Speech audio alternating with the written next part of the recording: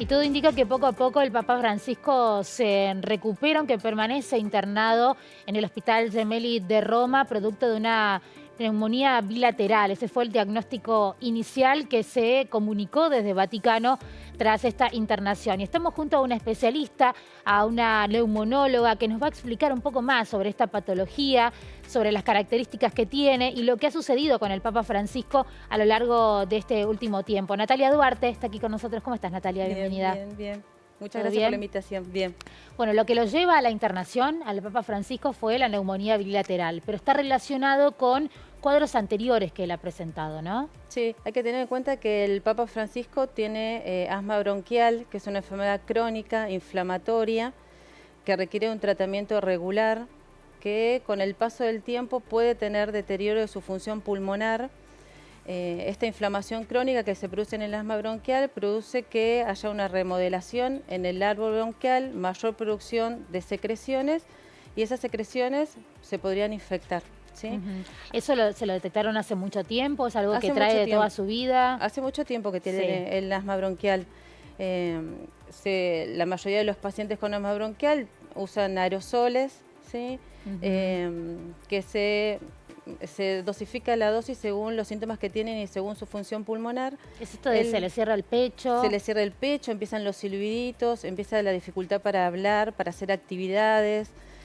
Según la gravedad de su asma bronquial o las exacerbaciones como las que tuvo el Papa, uno lo puede ver con mayor dificultad para hablar, para respirar, utilización de los músculos del cuello quizás para poder hacer sus actividades.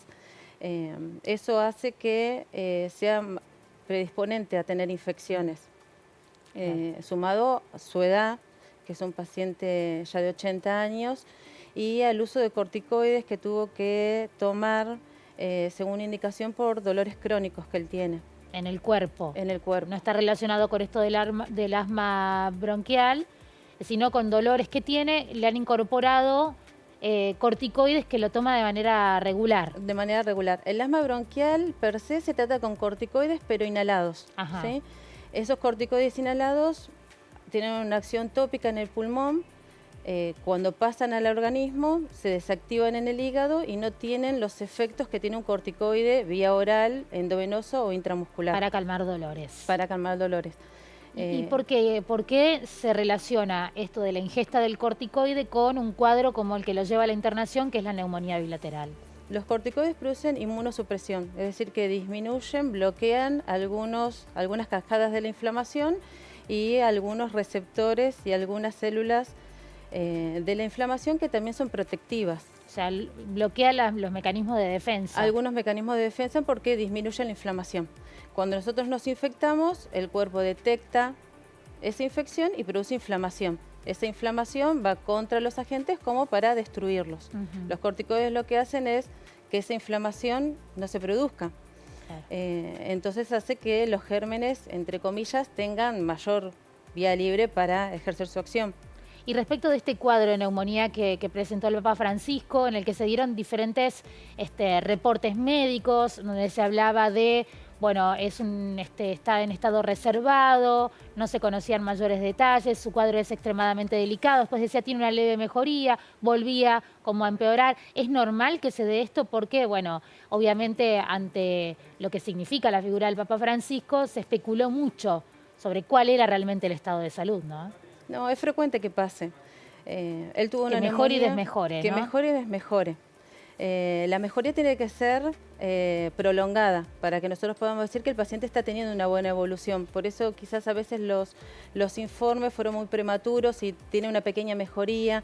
Eso confunde a todos que estamos atrás de la salud del Papa, porque nos esperanzamos. Entonces cuando nos dicen no, tuvo un retroceso, la mejoría tiene que ser sostenida para poder informar mejor. Ese es el único quizás... Sí, quizás la demanda de información respecto de cómo está. Si no se dice nada, es qué es lo que está pasando, no dicen nada, entonces se informa esto. Capaz que eso es lo único que yo criticaría en esa parte. Si el Papa tuviera una mejoría prolongada, y sí, quizás informar, está en una mejoría, porque estas intercurrencias es frecuente, ¿sí? Él tuvo muchos episodios de broncoespasmo, es decir, se cerraron los bronquios, Eso hizo que aumentara su dificultad respiratoria, que tuviera que usar un aparatito para respirar, la ventilación no invasiva y las cánulas de alto flujo, Claro, que fue lo que se no informó. estuvo nunca intubado. No estuvo intubado, que eso hubiera comprometido más la internación.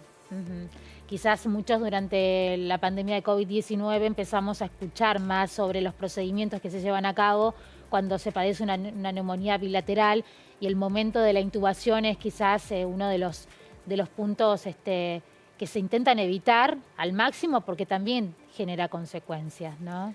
Generan consecuencias, tienen sus complicaciones. Más aún en un paciente más siempre tan grande. Teniendo en cuenta en un paciente que es añoso. Eso es lo que más se intenta evitar.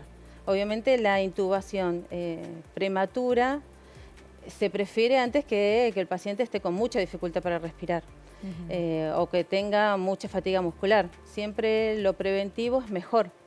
Pero por suerte el Papa no lo requiere. ¿El tiempo que lleva de internación es el habitual en una persona con las características como el Papa Francisco? Sí, 20 días de internación puede tener un paciente con complicaciones como la que él tuvo. ¿Lo escuchaste? ¿Escuchaste ese audio que se difundió? Donde habla realmente con mucha dificultad, ¿no? Tiene mucha dificultad, se trata de que el paciente no hable porque tiene que hacer mucho esfuerzo para respirar. Agota mucho lo que es la musculatura respiratoria. Fue lindo escucharlo, pero bueno, también hay que dejar que el paciente descanse en este caso. Totalmente. Bueno, obviamente la expectativa está puesta en que definitivamente pueda dejar la internación. No hay que tener ansiedades respecto de esto, ¿no? Hay que dar el tiempo necesario para que se recupere el 100%, ¿no? Sí, después de la recuperación, después de la externación, en realidad el Papa va a estar en un estado de convalescencia, donde va a ser importante el trabajo de los kinesiólogos respiratorios, la kinesiología motora también, para que él pueda sortear esta etapa. Porque a pesar de que no va a tener tiempo internado, eso, claro, debilita tanto los músculos respiratorios como los del cuerpo en general. Va a llevar tiempo a que pueda retomar algún tipo de actividad de las habituales. Sí, va a tomar tiempo. Natalia Duarte, neumonóloga, muchísimas gracias por haber estado con nosotros. Gracias por la invitación. Hasta la próxima.